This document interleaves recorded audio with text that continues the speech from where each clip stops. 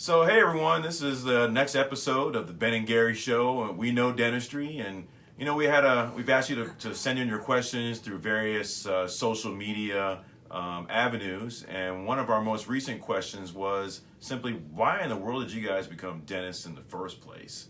So, I guess this is probably maybe the time where I'd say, Gary, what was the reason why you became a dentist?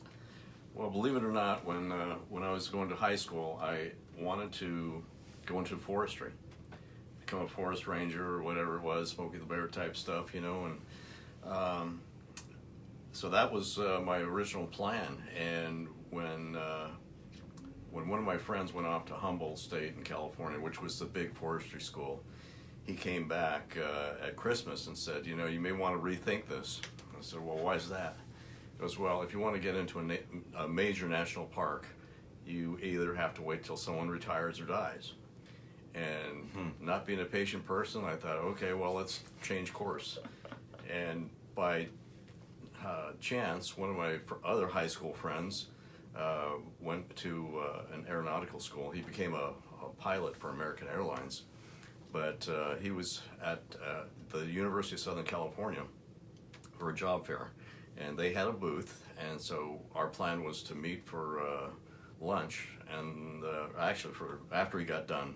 He had a set time that he had to man the booth. So I went and met him, and he said, the guy that was supposed to replace me didn't show up, so I have to be here for another 2 hours.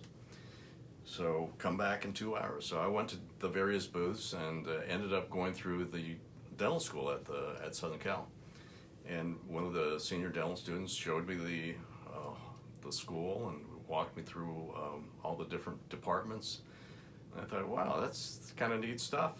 So I went home and found a family friend who was a dentist and shadowed him for a few weeks, and then also went into a dental lab to see what they did, and ended up pursuing dentistry. So took the DATs and finally got into Georgetown, and came back east and decided to stay. So here I am. And it's been quite the journey, but it's almost like I fell into it because it wasn't really on my radar, but here I am. So I'm with Ben, and here we are working together and Doing the Ben and Gary Show. doing that. Yeah. So, but it was one of those things that just happened, and it worked out. So, and Ben, I'm sure you have an interesting story. Well, I don't know if it was quite, as interesting and as fortunate maybe as yours was in falling into it that way. I guess I was a bit more of sort of quote unquote born and raised in it. My father was a dentist, and just a little bit of background. His office is in Washington D.C. He went to Howard University Dental School, and then just went up the street maybe a few blocks and put his shingle up and stayed there for 50 years. So in that sense, I grew up with it around me. My father was not really necessarily one that would want to push me directly into something. He wanted to allow me to find my own path. But I guess having grown up around dentistry and the health sciences and physicians, I was exposed to it, at an early age. So knowing that I did well in the sciences in school, I sort of gravitated towards that. And when I was in college at the University of Virginia, I started out as a pre-med, which essentially is a pre-dental sort of track in school. So I was exposed to the same classes that all the physicians, future physicians, were exposed to, and so I was really kind of torn between being a physician or being a dentist. So I did go meet with both individuals. It was easy for me on the dental side. But on the physician's side, I met with a family friend who was a well-known surgeon, and it was actually Dr. LaSalle D. LaFall, a very famous cancer surgeon at Howard University, and he had me meet with him when he was finished with his rounds, which was at 5 a.m. So he did his rounds very, very early. So I'm sitting in his office prior to the crack of dawn, and he's already started his day for a couple of hours by doing his rounds that early. And so, although I had a tremendous amount of respect for what he did, and I loved the ability as a surgeon, to heal someone and to bring them through a journey and have them be better and change their life, that was always a motto of mine, and I've kind of gravitated towards and understood, the gratification and just the skill that it took to get there, and the respect that you get once you have done many of these and garnered the respect of your colleagues. That was intriguing to me, but maybe that sort of also jaded me a little bit towards the physician side, because it felt a little bit like you didn't have control over like what you were doing, and that the hours are going to be outside of what I felt like was going to be a sort of a family-friendly profession.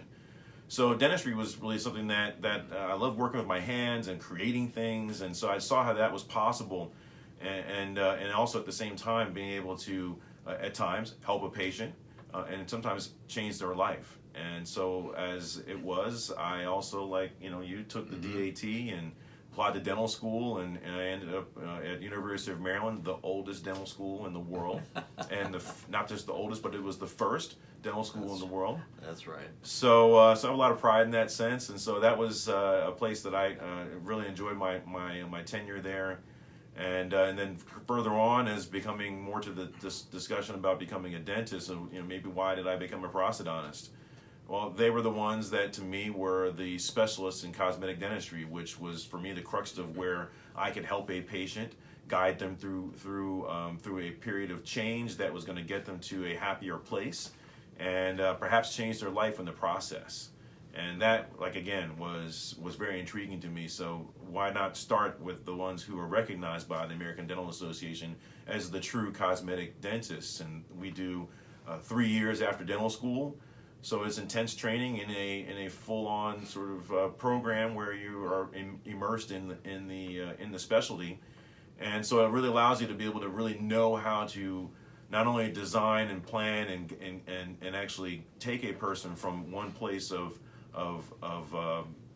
being in a dentally compromised position to then being really having the look and the smile and the confidence that they so desired. And so that part really allowed me to, sometimes in one fell swoop or even multiple steps, to be able to allow someone and guide them through that process. And so for me, the end result of having a person being satisfied and sometimes even brought to tears, it really motivates me, and is truly my reward for all the hard work that you do and go through that. So why do I even want to do that? Well, honestly, the reward is at the end, when you get an individual such as the one I actually had that you saw at the end of the day the other day, who, my goodness, her journey as a young individual, as a 17-year-old, who is a true fighter, and my goodness, she's had her challenges with leukemia at a very early age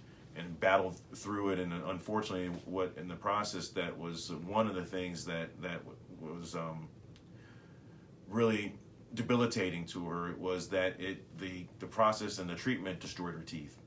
Wow. And that's amazing. It's I've never seen anything like in terms of the way these teeth formed, but with the great care of an orthodontist, Dr. Jill Bruno, and periodontist, Dr. Majid Mateen, being able to work in co-collaboration with them, then I now have the chance, and just the other day, to be able to change her life. And so in 2 appointments, we rebuilt her with cosmetic veneers. And it's tedious.